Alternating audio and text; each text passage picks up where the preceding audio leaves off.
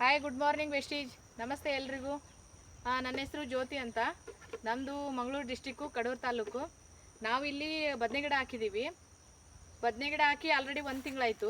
ಇದಕ್ಕೆ ಏನು ಯೂಸ್ ಮಾಡಿದ್ದೀವಪ್ಪ ಅಂತಂದರೆ ಅಗ್ರಿ ಹೋಮಿಕ್ಕು ಮತ್ತು ಅಗ್ರಿ 82 ಅಗ್ರಿ ಮಾಸು ಯೂಸ್ ಮಾಡಿದ್ದೀವಿ. ಇದು ಅಗ್ರಿ 82 ಅಗ್ರಿ ಮಾಸನ್ನು ಸ್ಪ್ರೇ ಮಾಡಿದ್ದೀವಿ ಮತ್ತು ಹೋಮಿಕ್ಕು ಕೆಳಗಡೆ ಕೊಟ್ಟಿದ್ದೀವಿ. ನಾವು ಇದು ಹಾಕಿಬಿಟ್ಟು 1 ತಿಂಗಳಾಯಿತು, ಜಸ್ಟ್ 1 ತಿಂಗಳಾಯಿತು. 1 ತಿಂಗಳಿಗೆ ಬೆಳೆ ಎಷ್ಟು ಚೆನ್ನಾಗಿದೆ ಅಂತ ನೋಡಿ. ನಾವು ಯೂಸ್ ಮಾಡಿದ್ದೀವಿ, ನೀವು ಯೂಸ್ ಮಾಡಿ ಅಂತ ಹೇಳ್ತೀನಿ. ರಿಸಲ್ಟ್ ನೋಡಿ ಯಾವ ಥರ ಇದೆ ಅನ್ನೋದನ್ನು.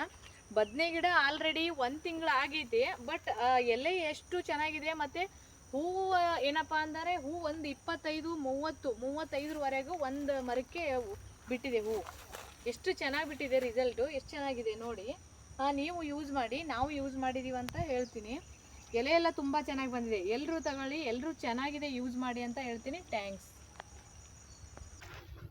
ಸಣ್ಣದೈತ್ರಿ ಗಡ್ಡಿ, ಸೂಪರ್ ಹಿಡ್ದವ ನೋಡಿರಿ.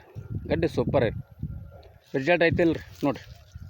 ನಿಜವಲ್ಲ ಅವ್ರು ರೈತರು ನೆನೆಸ್ತಾರೆ ಈ ಸತಿ ಕೊಟ್ಟು ನಮ್ಗೆ ಇಲ್ಲಿ ನೋಡ್ರಿ ಎಲ್ಲ. ಮತ್ತು ಬೆಳೆ ದಿವಸ ನಾವೆಲ್ಲ ಹೊರಗಲ್ದು ಹಾಕ್ತಿದ್ವಿ.